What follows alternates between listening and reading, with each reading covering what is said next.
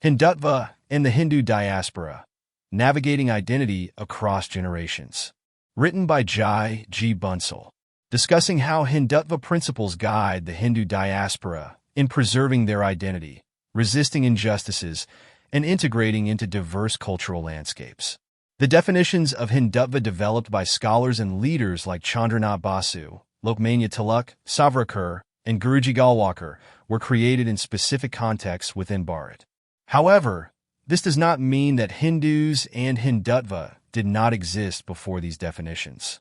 In fact, the concept of Hindutva has existed and evolved over millennia. Interestingly, defining Hindutva, and by inference, Hindu Dharma, often draws more opposition from within the Hindu community than from outside. Hindus generally resist drawing strict borders for definitions, feeling that it may lead to exclusion. However, defining Hindutva is not about excluding others. It's about understanding our identity while maintaining the belief that the world is a family. Veer Savarkar emphasized that while we start with our identity, we ultimately transcend it, reflecting the universal philosophy of Hinduism. Someone who embraces this expansive view is in essence a Hindu. This makes it easier to define the term Hindu. In the definitions provided by Savarkar and Golwalkar, the concepts of Punyabhumi, fatherland, and Punyabhumi, holy land, are central. Sometimes, Matrabhumi, motherland, is also used to denote the cultural or spiritual motherland. For Hindus living outside Bharat, the cultural unity emphasized by Savarkar and Golwalkar is vital. Despite following various paths, Hindus share a common culture. Bharat is considered the Punyabhumi, not just as the land of ancestors, but as a sacred land, the cradle of Hindu civilization. This land is where great intellectual and spiritual traditions developed, thanks to the rishis, gurus, arhats, and bhikshus who lived, worked, and imparted knowledge there. Bharat is dotted with numerous sacred pilgrimage sites, such as the Char Dham, Jyotirlingas, Shakti Pithas, places related to Bhagwan Buddha's life, Jain pilgrimage sites, Sikh pilgrimage sites, and locations significant to the Ramayana and Mahabharata. These sites are not just spiritual, but also represent places where individuals lived exemplary lives according to Dharma and made significant sacrifices. For Hindus, Bharat remains our cultural and spiritual motherland, no matter where we live in the world. Even after generations of living abroad, Hindus continue to look towards Bharat as their Punyabhumi. It is not only the land of our ancestors, but also the sacred geography where our spiritual heritage is rooted. This profound connection to Bharat is what unites Hindus globally, giving them a shared identity and a sense of belonging. This deep-seated attachment to the land of their ancestors is widely prevalent across the Hindu diaspora. No matter how many generations they have lived there, they love their adopted countries and are proud to belong to places like Guyana, Trinidad, or South Africa. Yet, they hold a special place in their hearts for Bharat, India. This deep connection to Bharat is a testament to the enduring nature of Hindu identity, even among those who live far from their ancestral homeland. Common culture and values. So, what is this common culture? Veer Savarkar's definition of Hindu Dharma is often summarized with terms like Indic traditions, which include Hinduism, Buddhism, Jainism, and Sikhism. Traditionally, these were referred to as Vedic or Shramana Parampara. Despite the diversity within these traditions, there are common threads that unite them under the umbrella of the Dharma traditions of Bharat. These commonalities include quest for ultimate truth and happiness. All these traditions seek ultimate truth and lasting happiness. Goal of liberation. They share the goal of liberation, moksha or nirvana. Experiential approach. They emphasize not just understanding, but experiencing and realizing spiritual truths. Holistic thinking. They advocate for a balanced life, encompassing both material and spiritual fulfillment. This comprehensive approach is often misunderstood as otherworldly. However, it is deeply rooted in holistic thinking. It aims to live a complete life in this world while seeking spiritual transcendence.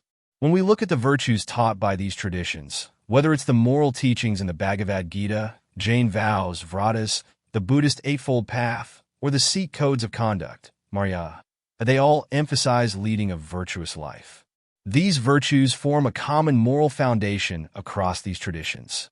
Hindutva, as defined by Savarkar, refers to the culture that has nurtured the development of these traditions over millennia. This culture is not just about music and dance, but about values that people are willing to live by and, if necessary, make supreme sacrifices for. It's like the organizational culture of a company, but on a much larger, national scale. Professor Bach from the University of Hawaii has written about how this culture has given rise to so many spiritual geniuses in Bharat. He argues that a society and culture that values certain ideals will naturally nurture and produce geniuses in those areas. Bharat's culture, which values spiritual pursuits, has historically produced many spiritual leaders and thinkers. Some core truths about our culture that unite us are deeply rooted in our minds and will never go away. For example, the belief that truth is one but expressed in many ways is fundamental. This belief fosters respect and acceptance of diverse paths to the divine. It encourages the single-minded pursuit of one's path, while avoiding narrow-minded extremism about others' paths. We see the entire creation as pervaded by the same divine energy, attaching sacredness to everything and everyone, from Mother Earth to all living beings. This view underscores the unity in diversity and the potential for every individual to achieve spiritual greatness. Our culture also emphasizes social cohesion without losing plurality. We strive to create a society based on Dharma, supported by traditions, rituals, festivals, and observances that foster this social cohesion. These elements are integral to our expression of culture and are essential for maintaining our identity, especially in the diaspora. Savarkar's vision of Hindutva encompasses this cultural and spiritual unity, transcending geographical boundaries. It highlights the importance of maintaining a connection to Bharat while integrating into and contributing to the global community. The Hindu diaspora, spread across the globe, continues to maintain this connection to Bharat and its cultural roots. For instance, wherever Hindus go, they establish temples, mandirs, as centers of cultural and spiritual life. In Southeast Asia, the influence of Hindu civilization can still be seen in countries like Indonesia, particularly in Bali, where Hindu practices are part of daily life.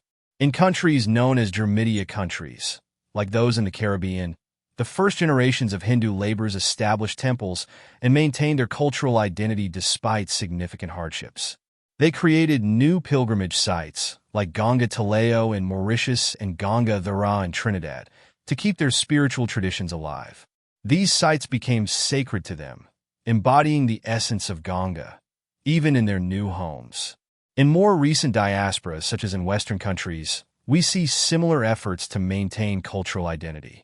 In the United States, for example, Hindus visit the Balaji Temple in Pittsburgh, perform rituals, and undertake pilgrimages to places associated with significant events in Hindu history, like the site of Swami Vivekananda's speeches in Chicago.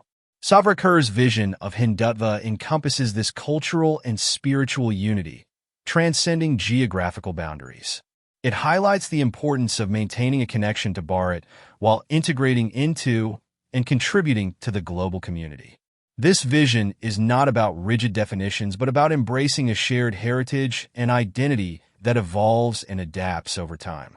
Standing against injustice. In the diaspora, Hindus have always stood up against injustice, embodying the principle of resisting adharma, unrighteousness.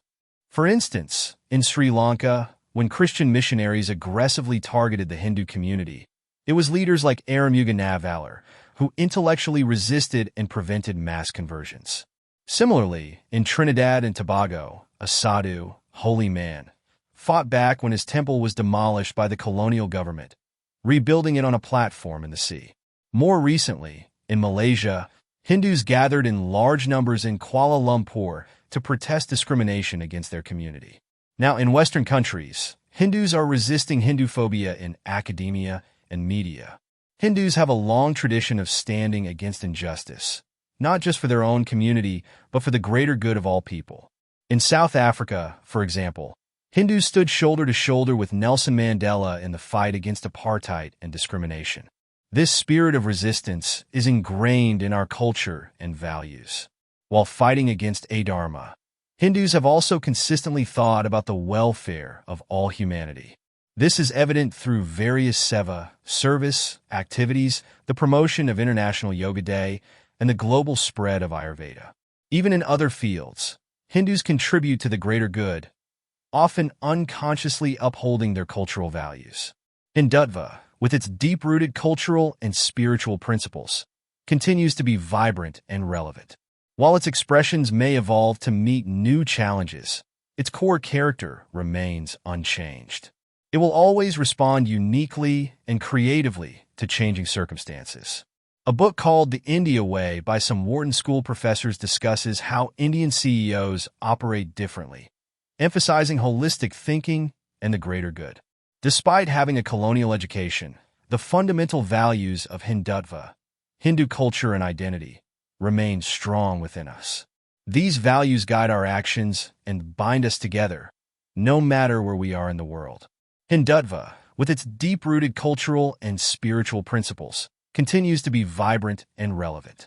While its expressions may evolve to meet new challenges, its core character remains unchanged. It will always respond uniquely and creatively to changing circumstances.